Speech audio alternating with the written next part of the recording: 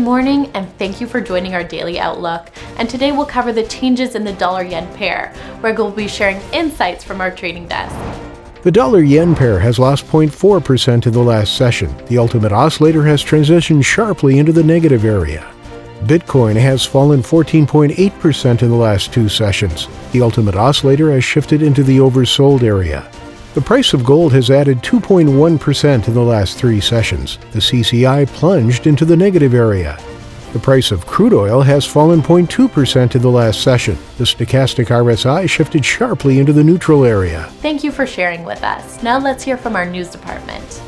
European stocks rose after Dutch chip equipment maker ASML and Swiss luxury group Richemont gave encouraging earnings updates, while investors hoped for a large U.S. stimulus plan.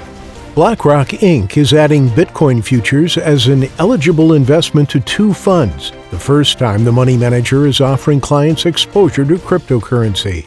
The euro clung to its gains after the European Central Bank stuck to its monetary policy, while expectations of a massive U.S. stimulus package fueled market optimism. Thank you. Now let's hear today's most important economic events.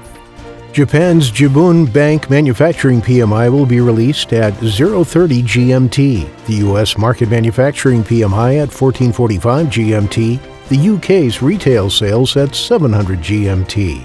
The French Market Services PMI will be released at 8:15 GMT, the UK's Market Services PMI at 9:30 GMT, the French Market Manufacturing PMI at 8:15 GMT. We hope that you've enjoyed today's market outlook. On behalf of all of us here, we wish you a productive trading day. Be sure to join our next review for the latest news and events from the financial markets.